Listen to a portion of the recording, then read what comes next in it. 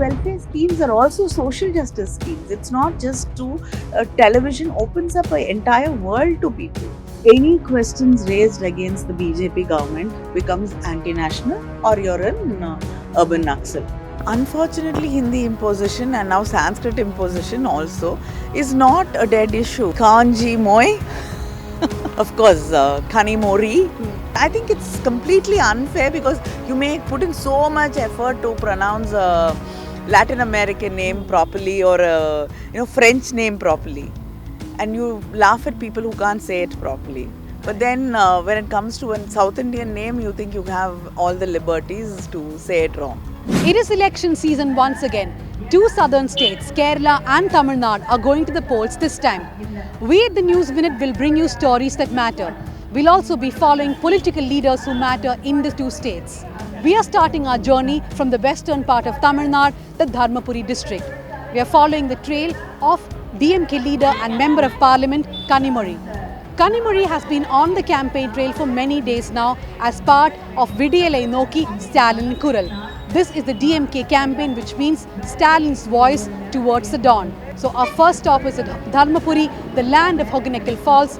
Welcome to Road to Elections.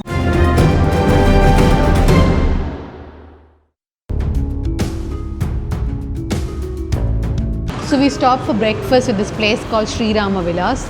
And before serving me breakfast, he asked, "Are you non-vegetarian?" I said yes. So he said, "Why don't you try some Natukori or country chicken with appam?" So morning, I'm going to start with Natukori chicken. The first assembly election after M. Karunanidhi's demise. In 2021, the people of Tamil Nadu will decide if they want MK Stalin as their chief minister. Kanimozhi, who heads the DMK's women's wing, has been entrusted with reaching out to a cross-section of people, especially women voters.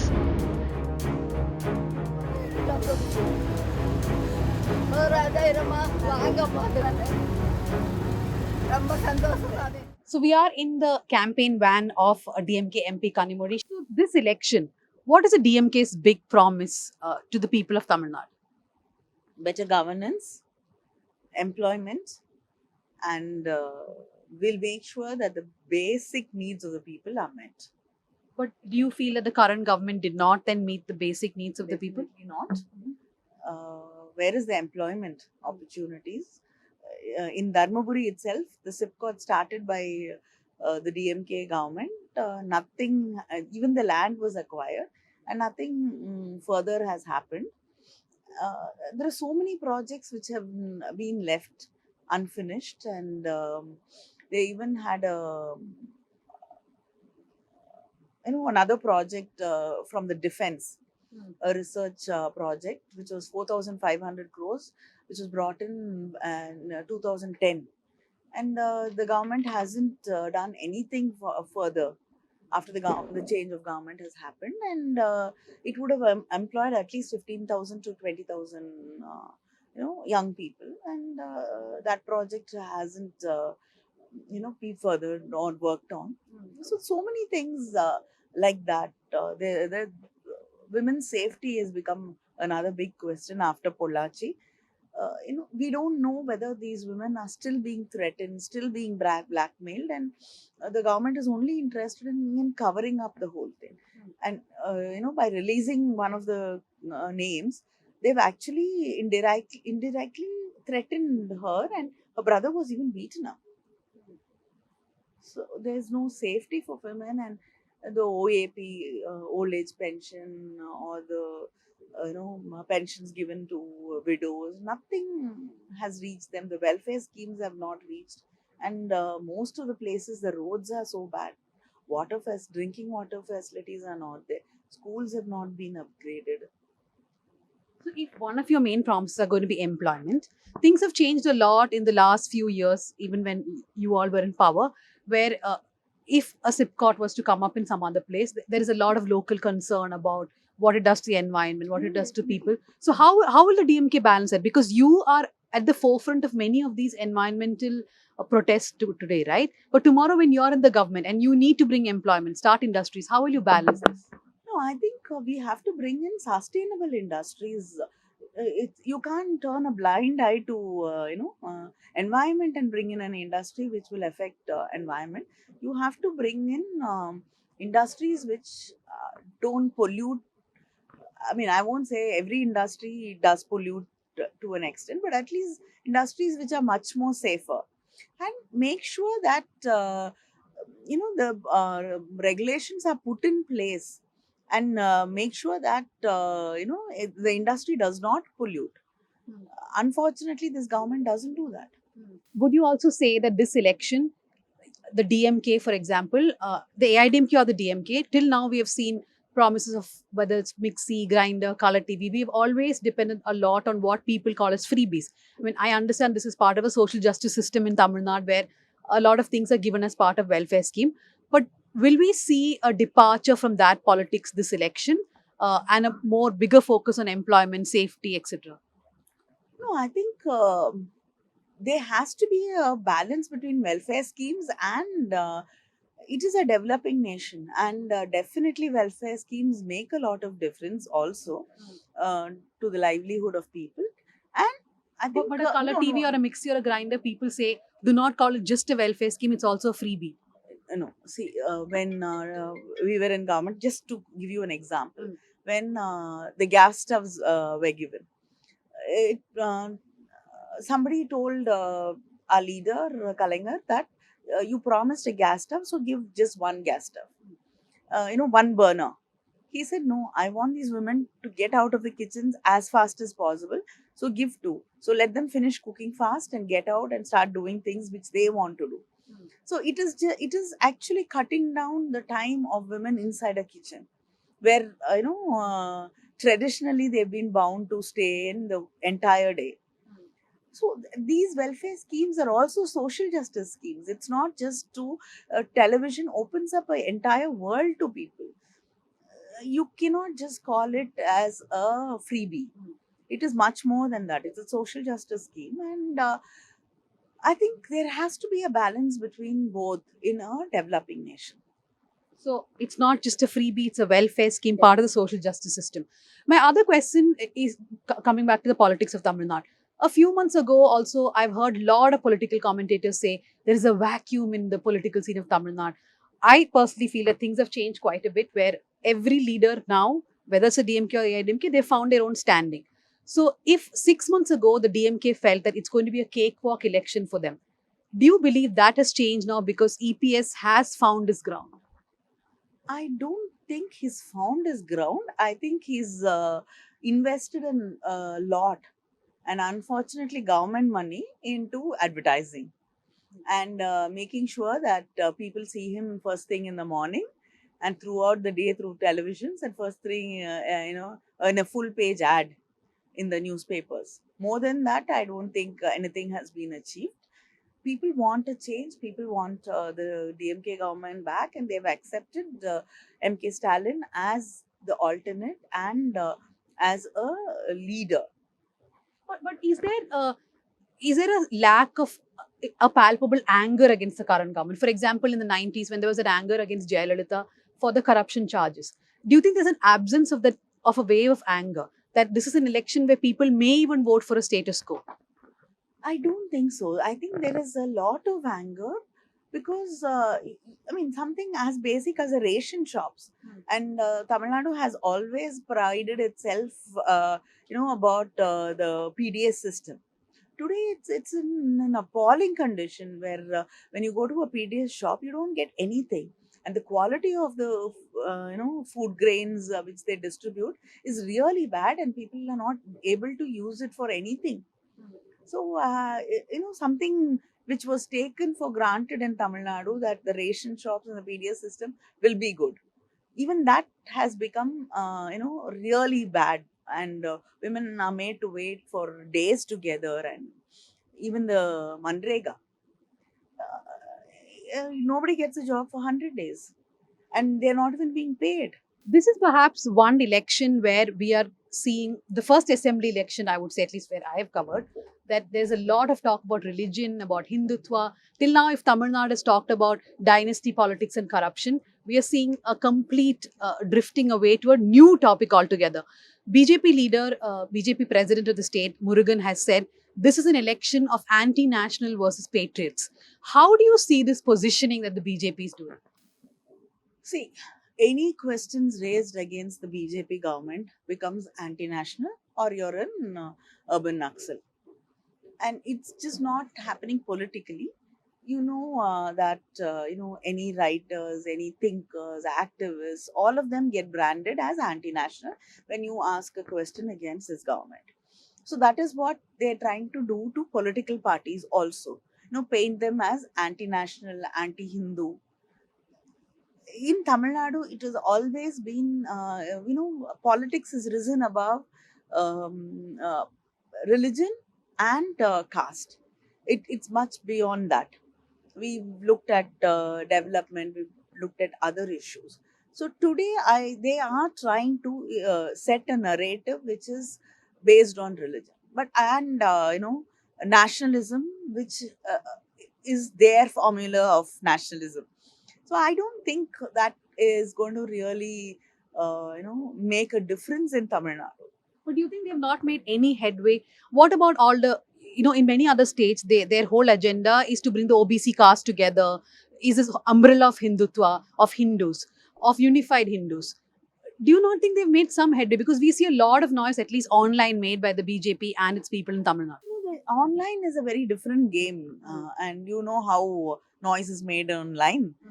It's paid for also. I mean, BJP has been doing this for many years. But other than that, except for some leaders and who are in Tamil Nadu, nobody is there in the BJP. And I don't think when you meet people, they really care about what the BJP agenda is. But you think they can influence some of these OBC castes to move to this umbrella? Unfortunately, the ruling government, ADMK, is becoming a B team of BJP. They do not have the courage or the guts to, stand up against what the BJP says. For anything they say, they're opening up the doors to them. That is the very, very sad plight because of this weak government. Other than that, I don't think people really are going to, buy into what they're trying to say, because that's not what people care about in Tamil Nadu. For example, the TDP in Andhra Pradesh or the Aam Aadmi Party in Delhi, is that the BJP has forced you all into a corner where you are also forced to embrace Hindutva more openly, like Stalin or Udayanidhi Stalin. Everybody has been criticized of, holding the veil, or that you are also forced to now embrace Hindutva because that's the only way to actually tackle the BJP. I don't think DMK would ever do that, embrace Hindutva. See, it is being different, Hindutva is different from being a Hindu, or accepting a majority religion, or being open to it is a very different thing to being a Hindu is different from being a Hindu. No, so if the DMK is being forced to be more open about the fact that they are more Hindu in that way, like holding the veil, for example. See, it's not more Hindu. There are Hindus in the DMK, and nobody has been stopped from going to a temple or following their religion, whether it's Christianity, Islam, or Hindus. People have not been stopped. We've had leaders who are atheists. I mean, that is acceptable. But who are if you're an atheist, you don't have to go to any temple or follow any religion. But when in a larger picture, DMK has never been anti-Hindu or anti anybody. So I don't think we've been forced into a corner or anything. It's a truth that we do. I mean, Hinduism is a majority religion, and when Jayalalitha, brought in a law against the majority of the Hindus, saying that you cannot pray in a particular way in temples. In the smaller temple, deities cannot be worshipped in a traditional way, which they've been used to, slaughtering animals there. I think it was a DMK government which brought it back, and it was for the majority Hindus, which we stood in support of. I don't think DMK has ever been saying that the majority Hindu rights have to be taken off. No. But this whole image that has been trying to be projected of the DMK being an anti-Hindu party, how would you counter that? We've never been anti-Hindu, and I'm asking you one question: is BJP the majority of the farmers are Hindus? What happens when you bring laws against them? Are you being supportive of the majority, which is the majority in this country is farmers, and a majority of them are Hindus. So, isn't the BJP working against Hindus? So, and majority DMK has been in forefront fighting for the rights of the majority Hindus, because the reservation is for the majority Hindus who've been suppressed for centuries. So, is the BJP fighting for their rights, or is the DMK fighting for their rights? During the campaign, Kanimuri makes several stops. She meets weavers, traders, and many others. At times, she stops just to be garlanded or to wave at crowds. But the big moment in the daily campaign is the Grama Sabha, where the people interact with the campaigner. How badly is your name mispronounced? Tell me some of the weirdest things that you've heard. Kanji Moy, What else? of course, Kanimori, and So what do you tell those people? Do you get frustrated, irritated? no, sometimes I can't recognize that it's my name they're actually calling, and I think when the media does it after so many years, I do get a little, Kanimozi. yeah, that at least Kanimozi is the mildest variation I've heard. But then when I think that they still haven't learned to, pronounce or say Mr. Chidambaram's name properly after so many years, then I think I can't complain much. But I think it's completely unfair, because you may put in so much effort to pronounce a Latin American name properly, or a French name properly, and you laugh at people who can't say it properly. But then when it comes to a South Indian name, you think you have all the liberties to say it wrong. And what is the most irritating question that keeps repeating for you, or couple of irritating questions which people keep asking you, also because you're a woman politician? How do you balance between the family and politics? Very important. Do you do that? You should ask my son and husband. And then what else? Of course, do you know to cook? And yeah, they cannot. But I saw you replying with a smile to someone, and I was thinking if I was asked this, I wouldn't be smiling. Because I've heard it so many times. And do you anything else that comes to your mind that they keep asking? Of course, you're an Indian, and how come you don't speak Hindi? Oh, that's one I didn't expect. Because you spoke about women in politics, there is a large feeling that most political parties, of course, after Jayalalitha's demise, that they're very male-centric, that the top leaders are all male-centric. You look at Kerala, which is going to polls, it's never had a woman chief minister. Will those things ever change? See, having one woman chief minister or one leader doesn't change the entire scenario of politics. We've had women prime ministers, we've had women chief ministers, but still it is male dominated. So I think the 33% reservation will bring a lot of change. But unfortunately, the BJP, which promised it in its manifesto, is not even bringing it into its list of businesses. I think this has to change.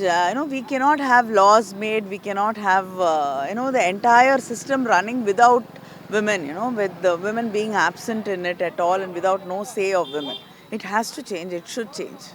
Another issue that I want to quickly ask, because I know you have to leave, is that you were very personally invested in the whole Sterlite, what happened in Tuticorin after the shooting and all that. As things stand, none of the policemen have been charged. Yes.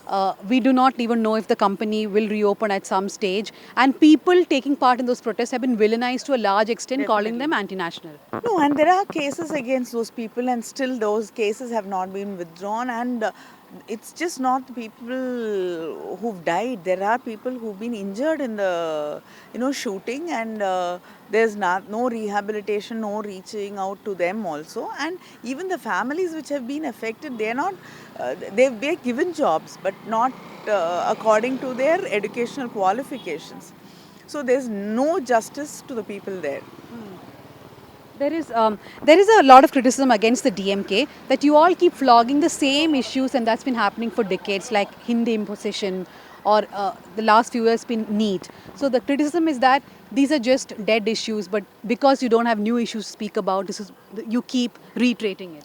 Unfortunately, Hindi imposition and now Sanskrit imposition also is not a dead issue. The government is forcing, I think even in other states also, there's a lot of resistance. And what happened to me in the airport, I think it's just not people from Tamil Nadu who responded to it when I tweeted. It was people from Karnataka, Kerala, West Bengal, different parts of the world and of the country who responded to it, because everybody is facing it. Everybody feels the heat now.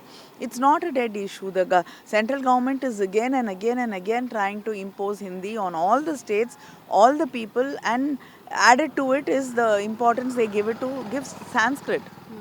I mean, no other language gets the kind of funding Sanskrit is getting. And about NEET? See, NEET it's completely against social justice.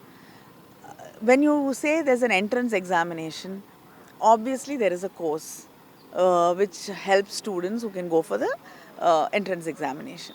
What happens is only students from cities and students who are come from an affluent family, or families which are financially better off, are able to go for these courses and go for the entrance examinations. And students who are in rural areas, women, minority communities and communities which cannot afford, are losing out in getting into these institutions. It's completely unfair. Only because students who cannot afford to go to private medical colleges must also be able to go to medical colleges, that there are government medical colleges in Tamil Nadu. There are so many, nearly in every district we have a government medical college. You're taking that right away from these students. I mean, that's completely unfair. So that is why we are fighting. It's not the DMK which is talking about it. It's the students who come to Gram Sabhas. There's not one Gram Sabha which I have attended where somebody does not bring up this issue. So it is the pain of the students which we are representing. We see, no political party honestly will take up an issue which people don't care about during elections. So why should we flog an issue which people don't care about? My final question to you, my final political question to you is, the DMK is still criticized a lot for being a dynastic party, right? And and added to that, so despite all the criticism, what would you tell the people of Tamil Nadu of why they have to choose your alliance this time? See, it's a government which has delivered. It's a government which brought in employment, which brought in infrastructure, which brought in investment, and it's a government which is progressive, and it's a government which has always been inclusive. So these are the reasons why people have to vote for us. And the criticism of dynastic politics? See, our Chief Minister candidate is M.K. Stalin. And I don't think he can be described as just the son of Dr. Kalaignar.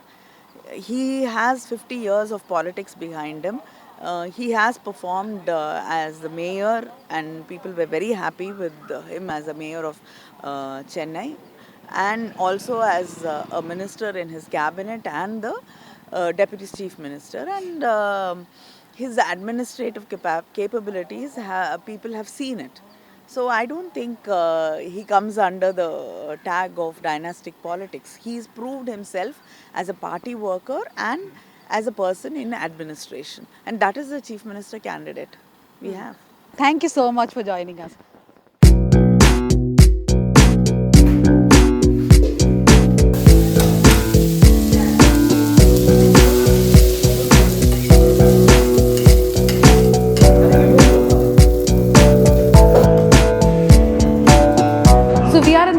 panchayat called Bommidi in Dharmapuri district. It's going to be almost 4 o'clock, so not many hotels are open.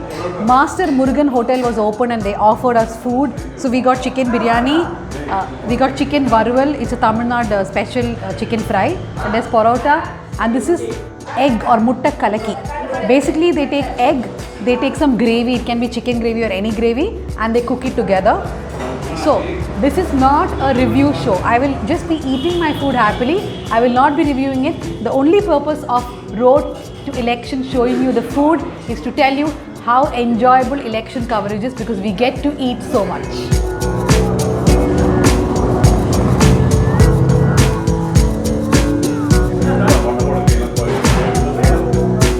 Well, that's it from us on this episode of Road to Elections. But we'll be back with a lot more politics, a little bit of food as we follow political leaders on their campaign trail. With Ravi Chandran, this is Dhanya Rajendran for the News Minute.